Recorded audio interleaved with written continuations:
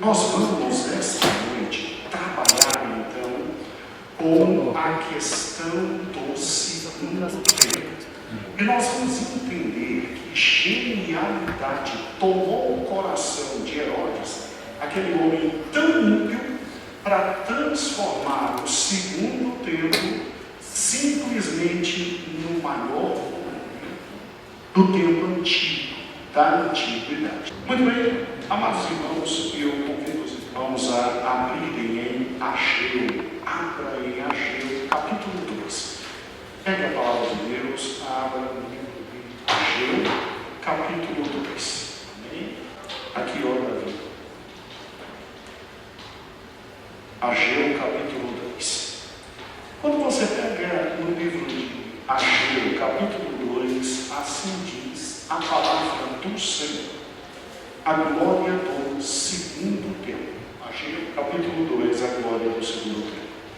No 7º mês, ao 21º mês, veio a palavra do Senhor pelo ministério do profeta Ageu, dizendo: fala a Zorobabel, filho de Selatiel, príncipe de Judá, e a Josué, filho de Zosadac, sumo sacerdote, e ao resto do povo, dizendo: quem há entre vós que, tendo ficado, viu esta casa na sua primeira glória? E como a vedes agora, não é esta comparada com aquela? Agora vamos juntos, por gentileza, para o versículo 4.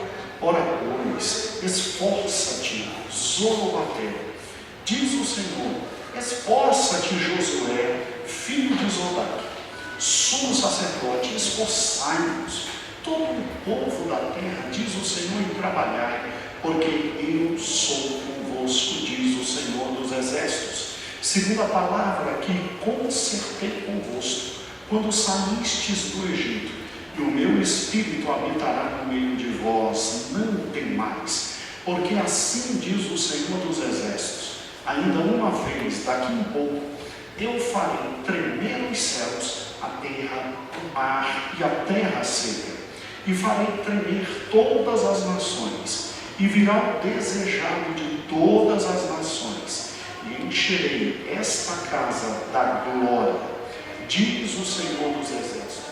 Minha prata, meu ouro, diz o Senhor dos exércitos, e a glória desta última casa será maior do que a primeira, diz o Senhor dos exércitos, e neste lugar darei a paz, diz o Senhor dos exércitos.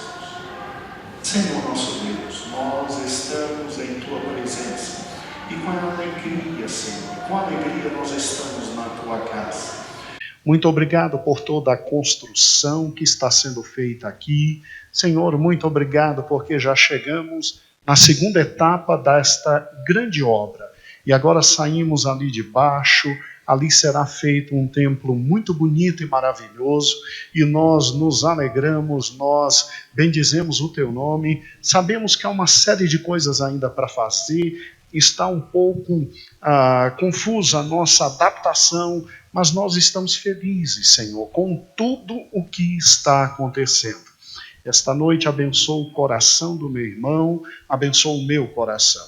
Abre a nossa alma para ouvir a Tua voz. Nós louvamos o Teu nome por todas as coisas e ajuda-nos a compreender com profundidade a Tua palavra. É o que nós te pedimos e te agradecemos. Amém e amém. Meu amado irmão, é incrível como um texto como esse está na palavra de Deus. Aqui você tem um segundo grande templo já estabelecido. Obrigado, meu filho. Você já tem um segundo grande templo estabelecido. E o povo, metade está alegre e metade está chorando. Metade está feliz e metade está reclamando. Então, vê depois que reclamação não é coisa do Novo Testamento. Tá? Crente chato não é privilégio só do Brasil para Cristo no ano de 2019. Você tem crente chato desde a construção do segundo templo, quando simplesmente uma galera um pouquinho mais antiga, que tinha visto a glória do primeiro templo, ao comparar com a glória do segundo templo, ficou tão revoltado com o que viu, mas era possível, era o que era possível fazer, era aquilo. E quando viu, começou a chorar. E a palavra de Deus diz que metade chorava, metade se alegrava. Os mais novos estavam alegres, os mais antigos estavam chorando. E a confusão de voz era tamanha que a gente não sabia quando estava se alegrando, quando estava chorando. Aí Deus levanta o profeta Ageu, que tinha levantado na época da construção do segundo templo para incentivar o povo a simplesmente voltar a trabalhar, e veremos já já esses textos. E simplesmente Ageu se levanta no poder do Senhor e diz: é para se alegrar, é para comer, é para beber, é para glorificar a Deus, porque a glória do segundo templo será maior.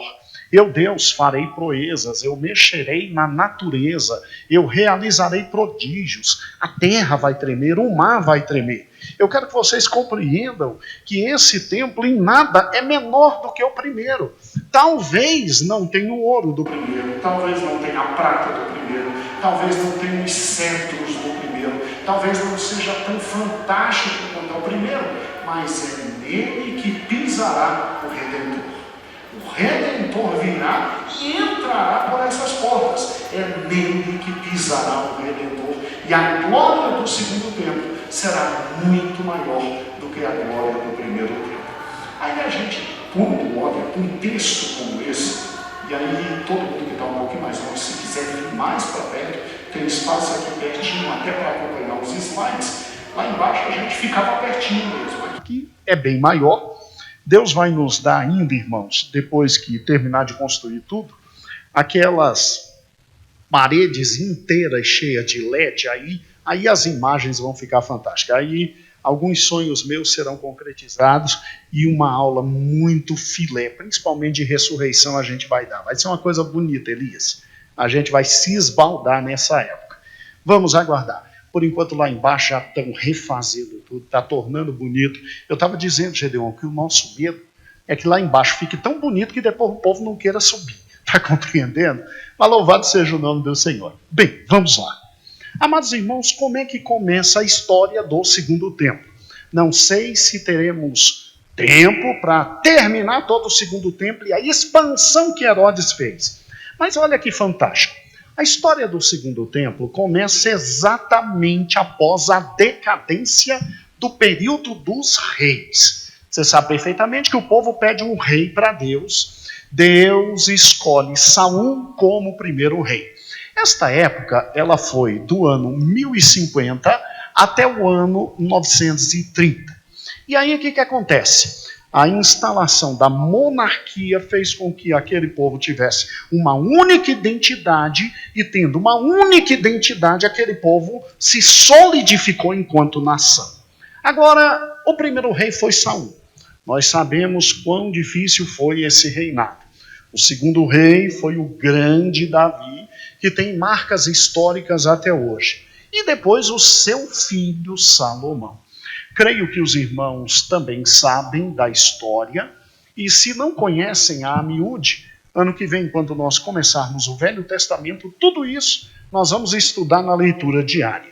Salomão morre, sobe no reino o seu filho Roboão, e infelizmente o reino é partido, porque Deus diz a Salomão: eu só não vou fazer você perder o reino por amor a Davi, para você não passar essa vergonha. Mas não se preocupe, a tua dor vai ser pior ainda, porque quem vai perder o reino é o teu filho. Quando a coisa acontece com a gente, até que vai, né?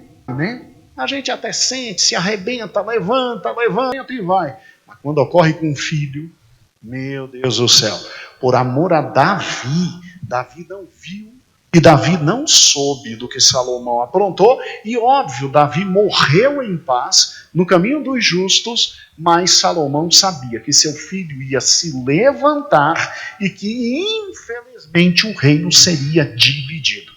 Tanto é que quando você compara o final da vida de Davi e o final da vida de Salomão, Salomão não instrui seu filho numa série de fatos que Davi, seu pai, tinha instruído. Até porque Salomão sabia que Deus cumpriria a sua promessa. E aí o reino é dividido. O reino, infelizmente, é dividido. E a grande marca da realeza até Salomão foi aquele templo extraordinário que estudamos tudo e nos deliciamos completamente com o pastor Elias nas 4 últimas aulas que nós tivemos. Agora olhe para cá. O reino dividido, você sabe perfeitamente que se dividiu em reino do norte e reino do sul. O reino do norte, 9 dinastias, o reino do sul, 1 dinastia. Em azul está o reino do norte. Olha que interessante. Em amarelo, o reino do sul. Irmãos, um reino dividido subsiste? É óbvio que um reino dividido não subsiste. Os infelizes inimigos vieram e arrebentaram, em primeiro lugar, com o reino do norte, o cativeiro assírio, e a Síria veio e levou o reino do norte. Muito interessante esse ponto. E depois, o cativeiro babilônico, Nabucodonosor veio e levou o reino do sul. Levou o reino do sul. E aí o que aconteceu? Bem, aconteceu um fato histórico fundamental. Não pense que Nabucodonosor chegou e arrebentou com tudo de uma única vez. Não. Não se domina assim. Não é do dia para a noite que se domina todas as coisas. Quando Nabucodonosor invade Jerusalém, o seu pai é que era o grande imperador dos babilônios. Então Nabucodonosor entra, invade Jerusalém, domina a cidade sem destruí-la completamente, e aí ele leva, em 605, a primeira leva para a Babilônia e destrói parte da cidade. Foi em 605 a.C. que foi embora Daniel, Ananias, Azarias e Misael. Depois Nabucodonosor volta numa cidade, fazia exatamente isso, porque na antiguidade se fazia exatamente isso. Jerusalém era uma cidade muito forte, muito bem edificada. Davi tinha edificado aquela cidade de forma tão extraordinária que era impossível, numa única campanha militar, dominar tudo. Aí ele volta em 597 e ele leva mais 10 mil e termina de arrebentar a cidade. Nessa época é que foi Ezequiel para a Babilônia. E em 585, ou seja, 10 anos depois, ele vem e acaba completamente com Jerusalém. Uma foto atualizada da época, nós tivemos acesso através de, obviamente, fontes assim muito certeiras, não é verdade? Esta é uma foto atualizada da época, ali em cima o Monte do Templo, o que sobrou de Jerusalém não sobrou absolutamente nada. Tá certo? É óbvio que é uma mera ilustração, mas Nabucodonosor fez questão de destruir completamente a cidade, em absoluto, e levou para a Babilônia todos os tesouros que estavam dentro do templo de quê? Jerusalém.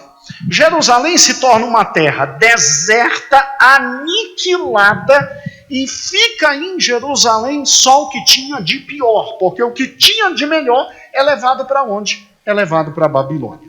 É levado para a Babilônia. Amados irmãos, por incrível que pareça, a dominação estrangeira, então, começa em 722 a.C., faça um cálculo comigo, e termina em 134 depois de Cristo. 134 depois de Cristo. Se você parar e pensar, é quase um século. É quase um século de dominação estrangeira. Era um povo atrás do outro, um povo atrás do outro, um povo atrás do outro. E o que é interessante é que, de forma absolutamente direta e concreta, o povo de Israel tinha perdido toda a esperança da construção de um segundo templo ali. Só que Deus usa Jeremias, porque Jeremias é o único dos profetas a ficar em Jerusalém. Quando ele vem, Nabucodonosor, pela terceira vez, e leva o rei Zedequias, e fura os olhos de Zedequias, mata os filhos de Zedequias, e passa com Zedequias, humilhando Zedequias lá na Babilônia, Jeremias já estava dizendo: homem, se entrega, para com isso, nós vamos ficar 70 anos de cativeiro, e após 70 anos Deus vai nos levantar novamente. Se não me falha a memória, isso deve estar em Jeremias 29. Mas pode me faltar a memória. Mas eu creio que Jeremias 29, você tem exatamente o tempo em que esse povo ficaria no exílio.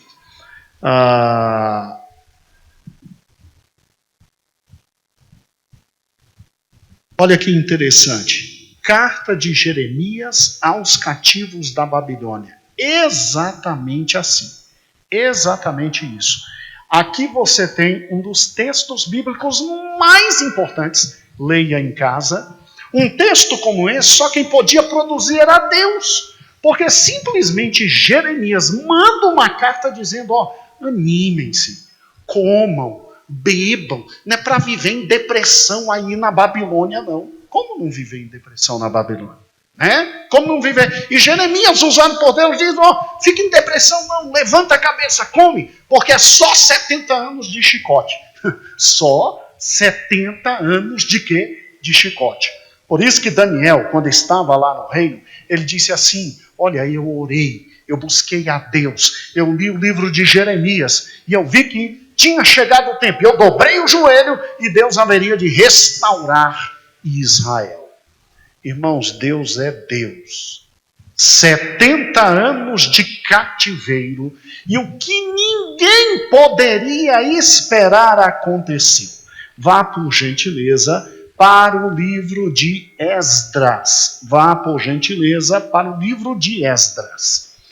E você, quando pega o livro de Esdras, você vê que os babilônicos perdem o poder, e quando os babilônicos perdem o poder, sai o Império Babilônico, entra o Império Medo-Persa, e olha o que um homem chamado Ciro faz. Esdras capítulo 1. No primeiro ano de Ciro, rei da Pérsia, para que se cumprisse a palavra do Senhor por boca de Jeremias. Jeremias já tinha dito que o povo simplesmente iria sair daquela terra após 70 anos. Despertou o Senhor o espírito de Ciro. Deus é que controla o coração dos reis, né?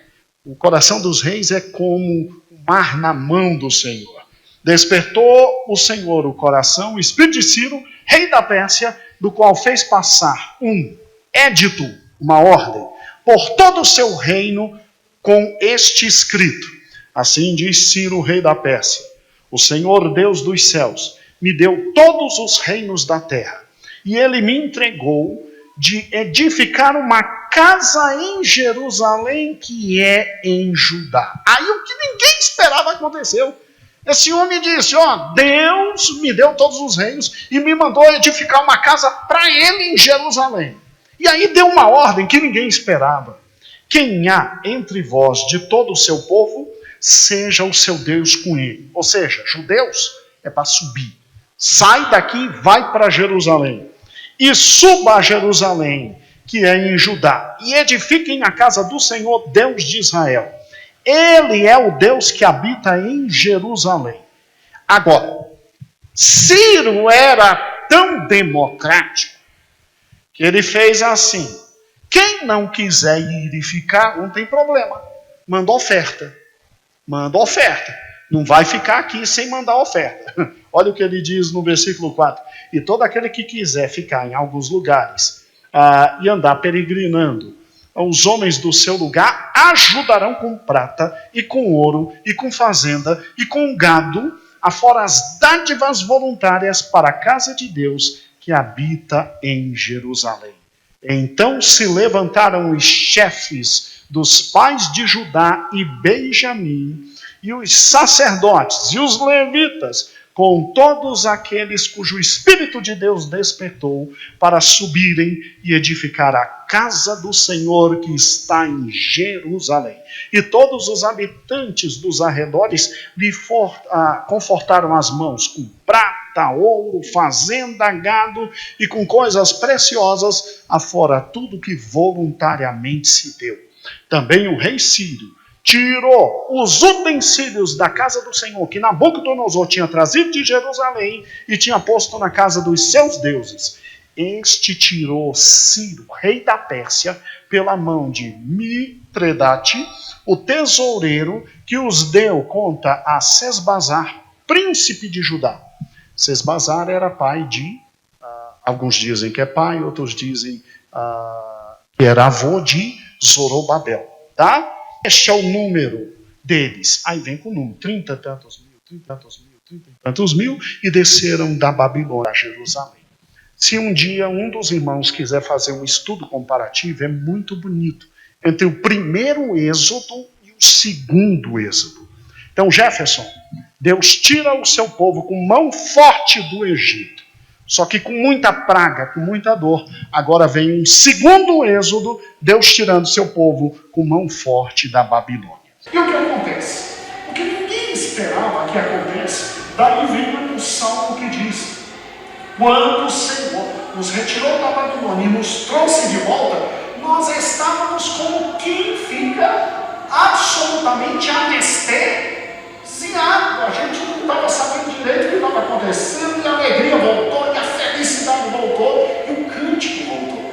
E aí houve uma ordem expressa e direta, e você vai ver que, infelizmente mesmo voltando, eles ainda continuavam dominados por todas aquelas nações.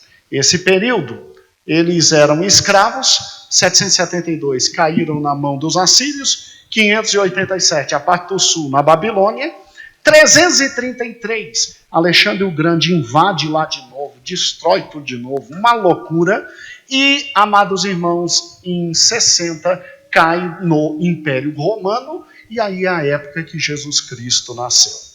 Agora olhe para cá, eu quero chamar a atenção sua para essas 3 datas aqui.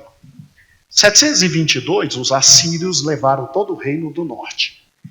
587, Nabucodonosor mandou o reino do sul. Depois, quem invadiu, tomou tudo, foi Alexandre o Grande. Olha que interessante, é exatamente nesse momento histórico, entre 587 e 333, que o segundo e grande templo é levantado. Ou seja, Jefferson, depois de 587, 70 anos exatos, Ciro manda o povo voltar, como Deus tinha predito através de o quê? Isaías. Porque, irmãos, quando Deus fala, o Senhor cumpre. É Jeremias, porque quando Deus fala, o Senhor cumpre. Agora olhe para cá. Vamos ver o segundo templo. O segundo templo é isso. Temos uma foto enviada por um dos irmãos daquela época, né? E dá dó, irmãos. Dá dó, mas meu Deus do céu. Deixa eu te mostrar o segundo templo aqui na Bíblia Sagrada. Olha que interessante. O segundo templo, quando você volta para Ageu diz que no momento da consagração, os mais antigos que tinham mais de 70 anos, porque você tem que entender aqui que tem gente com 110, 120 anos, sem nenhum problema, e que viram o primeiro templo e agora estão vendo o quê? Segundo templo. Mas quando viram o segundo templo, irmãos, mas foi uma dor. Pense a dor no coração desse povo. Por quê? Porque era um templo essencialmente inferior. E aí, se Deus não manda uma palavra dizendo a glória vai ser maior, esse povo nem vinha congregar. Esse templo foi construído de forma muito difícil. Deixa eu mostrar aqui para os irmãos. Você tem ali o cativeiro babilônico, que dura exatamente 70 anos. Saem os babilônicos, quem vem? Os medo persas que conquistam a Babilônia. E aí, assim como os medo-persas conquistaram Jerusalém, os babilônicos conquistaram Jerusalém com exatos 3 campanhas, Jerusalém volta a ser reconstruída em 3 momentos. Em primeiro lugar, olha que interessante, no ano exato de 538, com a ordem do rei Ciro, volta para Jerusalém Zorobabel e o sumo sacerdote Jóshua, ou Josué, ou Josuá. Aí depois volta para Jerusalém Esdras, depois volta para Jerusalém Esdras para a recuperação espiritual, e depois retorna para Jerusalém Neemias para a recuperação social e política de toda aquela nação. Eu quero trabalhar com os irmãos só no templo. Olha como foi a construção desse templo. Se você parar e pensar, esse primeiro momento aqui. Se você parar e pensar, a descrição que tem aqui em Esdras, capítulo 1, aparentemente é muito ouro, muita prata. Irmãos, estudiosos fizeram a comparação entre o que Salomão gastou no templo e o que foi gasto aqui. Chega a ser vergonhoso. Chega a ser vergonhoso. É assim uma proporção para os irmãos entenderem. Imagine algo que custa 100 mil reais e um outro algo que custa 1 centavo. É esta a proporção. Existem economistas que dizem que Salomão gastou a bagatela no primeiro tempo de simplesmente 70 bilhões de dólares. Bilhões de dólares. Tá? Eu não sei se é verdade.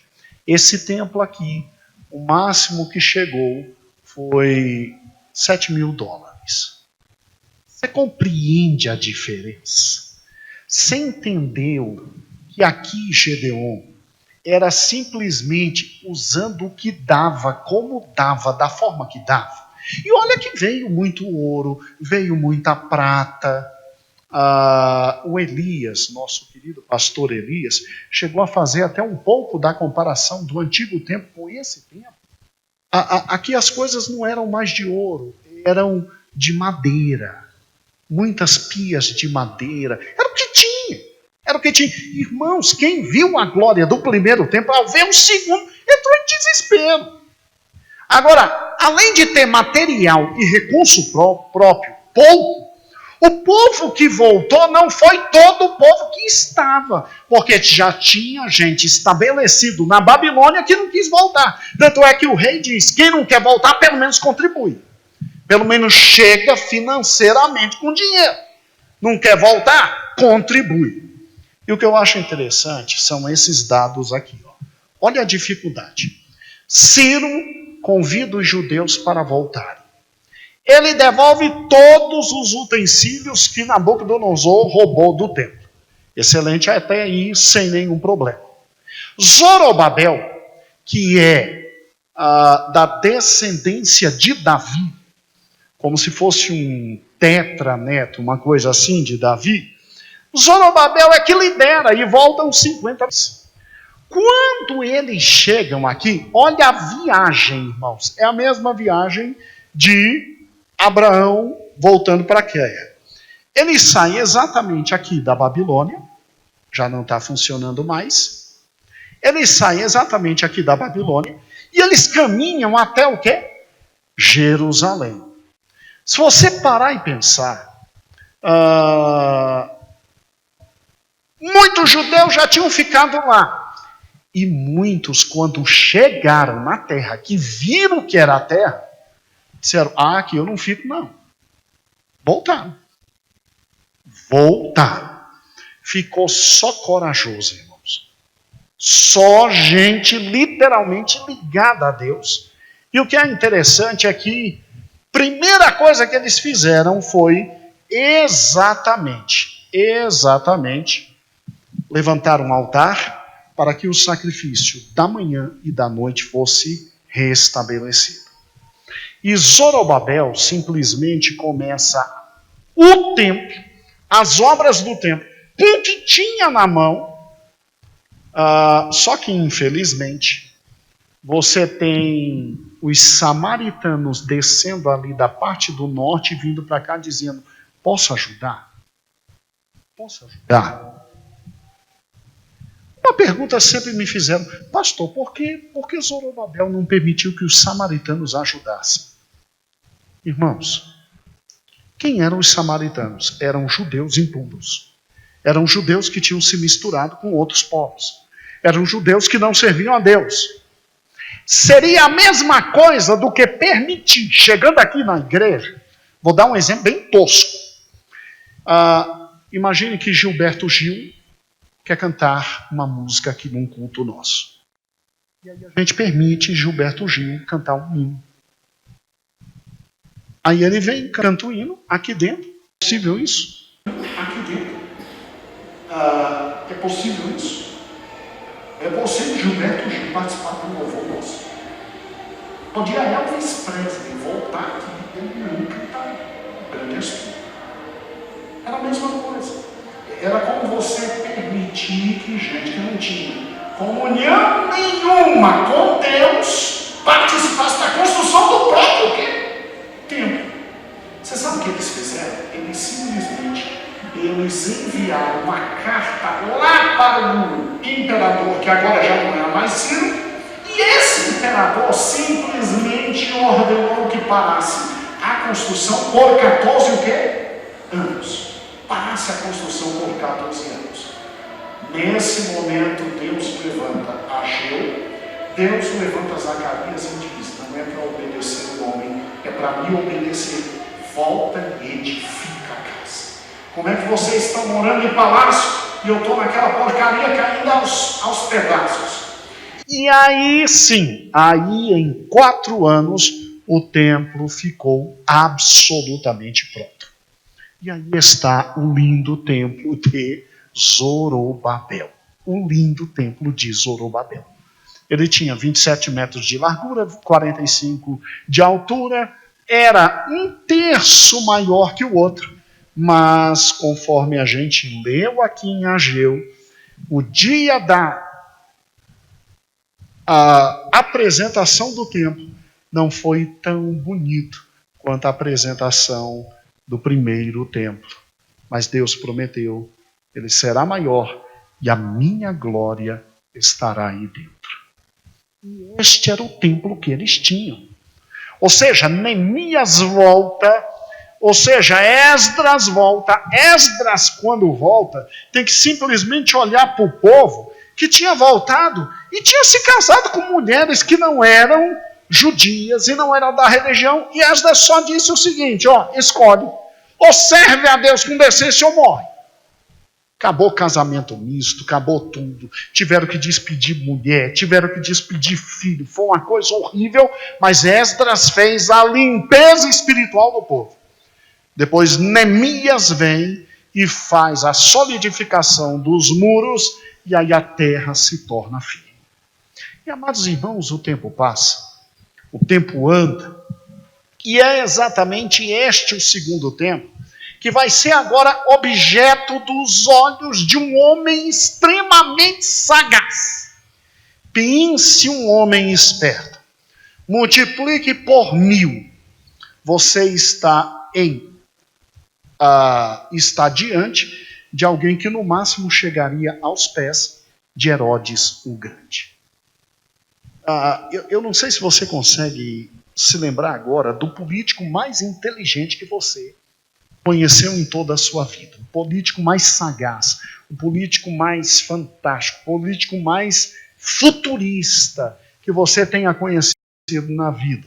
Meu pai sempre me falou que um homem como esse ou foi JK ou foi Getúlio Vargas. Para meu pai foram os 2 maiores políticos de todos os tempos. Você pode juntar Getúlio Vargas, você pode juntar JK, valer quem foi Herodes. Esses 2 não chegam aos pés de Herodes o Grande. Ah, mas ele não era violento? Não, isso é um traço pequeno da personalidade dele. Mas ele não matou quase todas as esposas, inclusive a que ele amava? Não, isso é um desvio de personalidade. Se você olha para Herodes o Grande, você vê que ele é politicamente fantástico. E simplesmente um homem como esse olha para isso aqui e diz: é agora que eu acalmo os judeus. Herodes transformou o templo de Zorobabel simplesmente no maior monumento da antiguidade. E o templo em que Jesus pisou era uma das maravilhas da antiguidade. Os historiadores chegam ao ponto de dizer o seguinte: eles dizem que nem o templo de Afrodite, nem o templo de Zeus, nem o Areópago chegou aos pés do que era o templo de Herodes. Do que era o templo de Herodes. Para você ter uma noção, Herodes transforma isso aqui no templo mais famoso da antiguidade, mal sabendo que estava sendo usado por Deus como prefiguração de coisas fantásticas que viriam. Amados irmãos, é óbvio que não tem como te passar agora tudo e absolutamente tudo que Herodes passou e fez. Mas para começar a colocar somente um gosto delicioso nos seus lábios e nos seus olhos, nós vamos começar a ver o que o Herodes fez. Eu vou lhe enviar um vídeo que você vai assistir. É fantástico. Olha, Ariston, assista esse vídeo 1, 2, 3 vezes. Você vai ver que cara fantástico. Gedeon, ele era inigualável. Inigualável. Olha que interessante. Vamos juntos, meu filho? Templo de Herodes. Primeira coisa que eu quero te chamar a atenção é que o primeiro grande templo já foi, por isso que é difícil estar sem isso.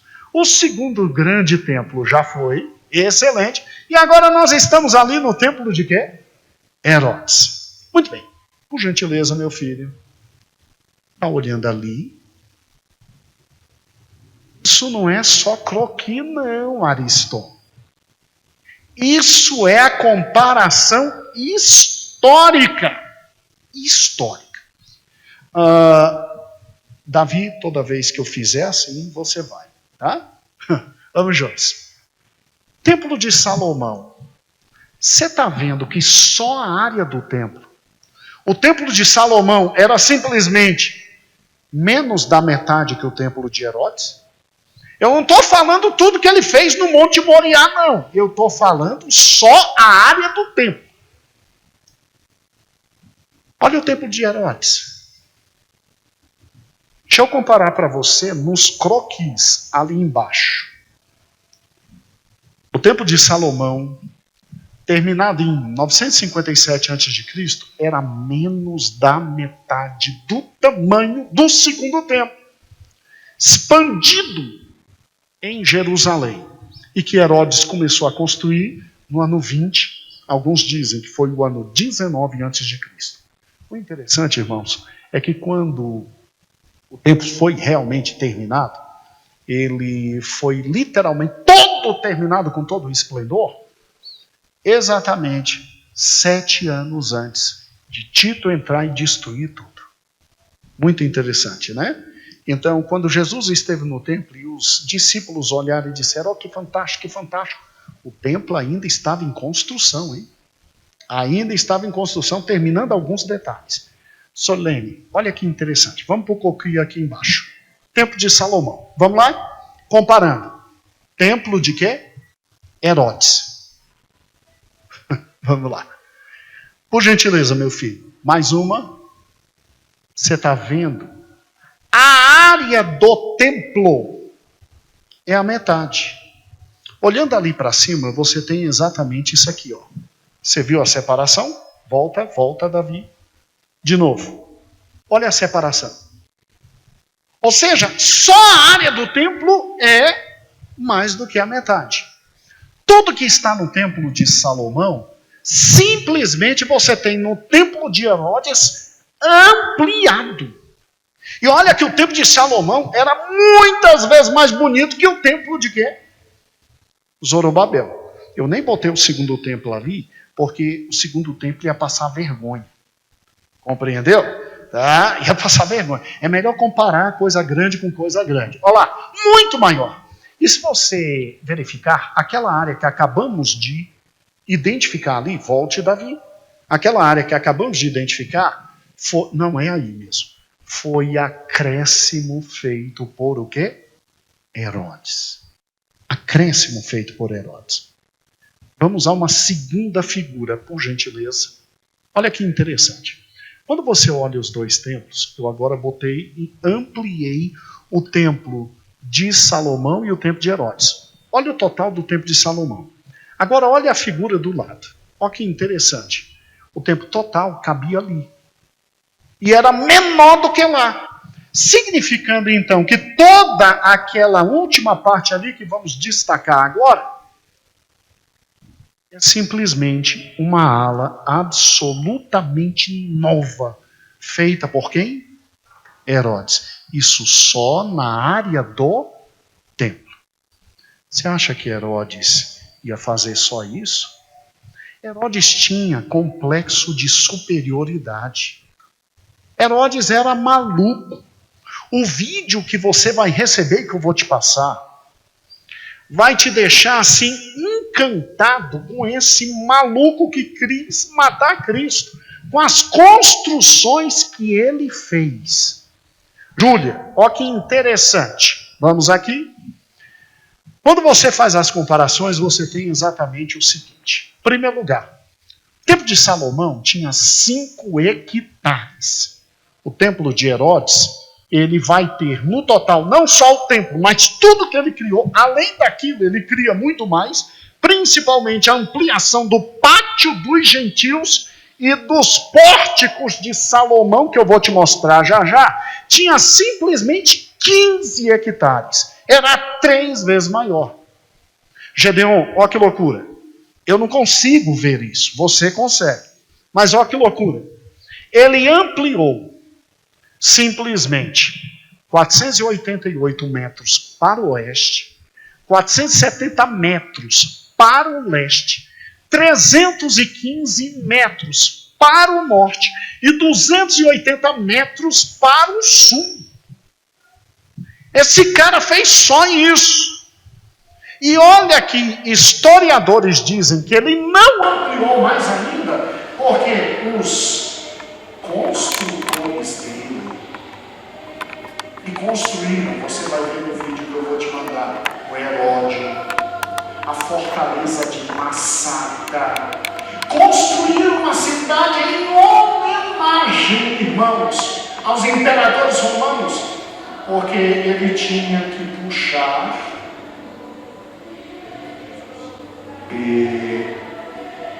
ele tinha que homenagear, puxar a sardinha, né? Perdão, Jesus. Ele tinha que puxar a sardinha, homenagear os imperadores romanos. Ele constrói só uma cidade chamada Cesareia. Cesareia. Toda romana, com tudo dos imperadores. Porque você, puxando a sardinha dos imperadores, você continuaria como que? Como que? Governador de toda a Judéia.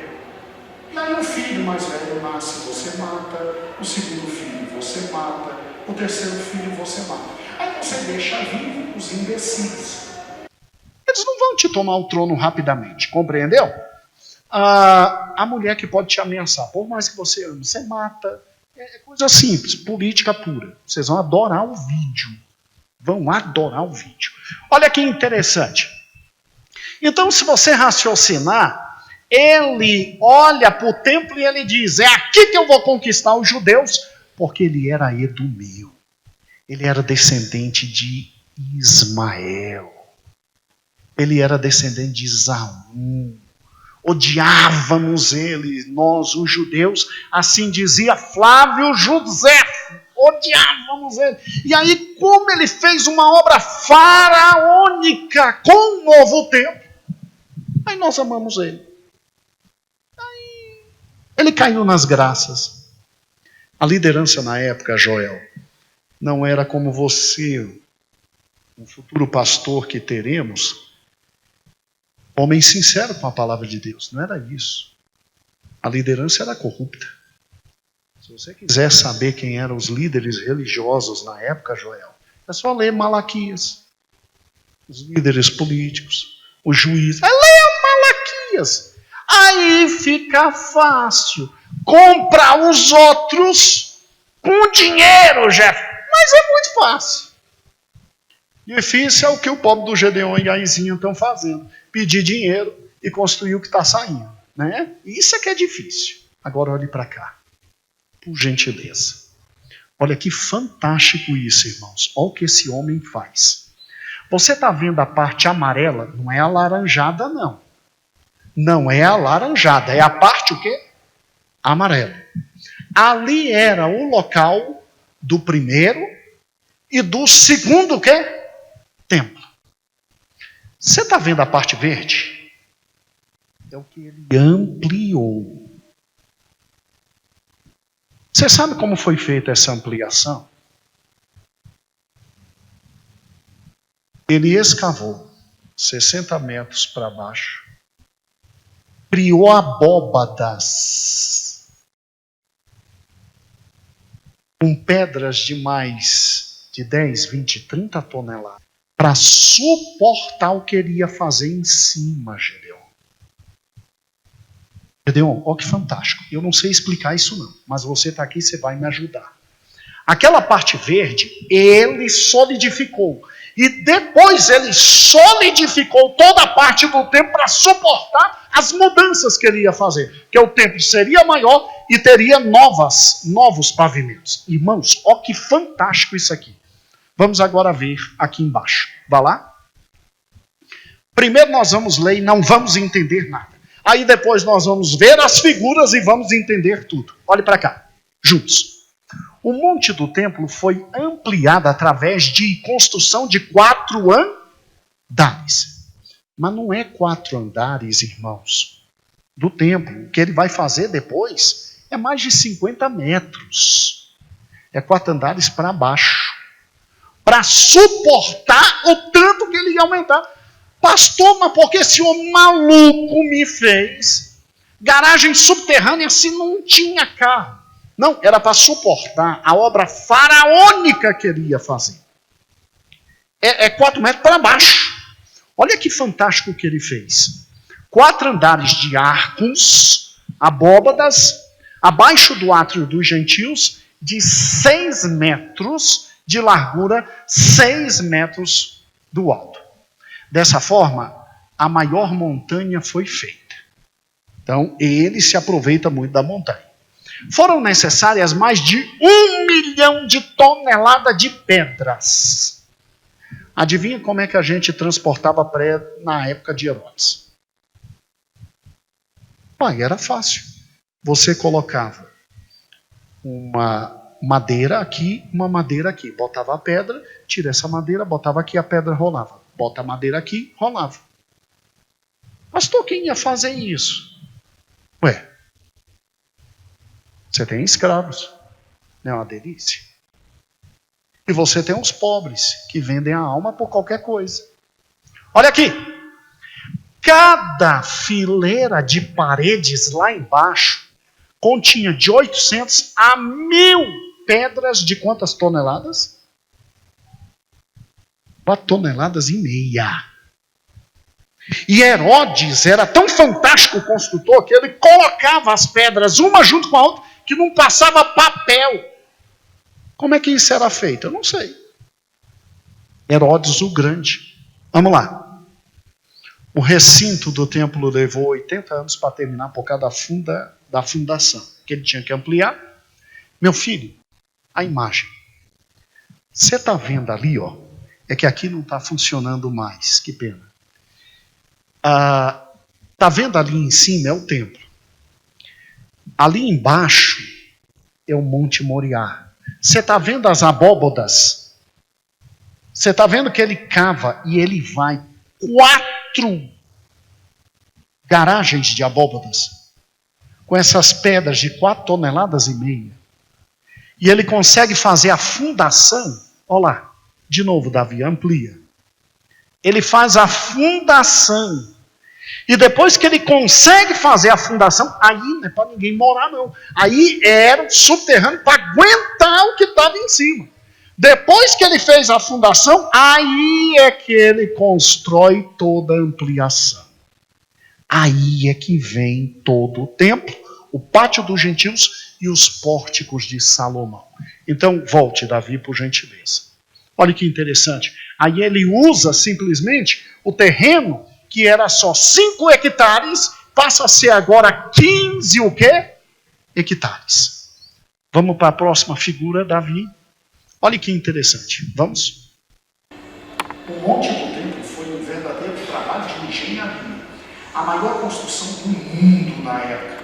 Óbvio, ele era um megalomaníaco, né? Feita por pedreiros e experiência. Aí você para e pensa, pastor, como é que esses homens conseguiram fazer isso? Quando você assistir o vídeo, você vai ver que eles fizeram foi muito mais. O templo foi resultado de várias experiências arquitetônicas que Herodes fez.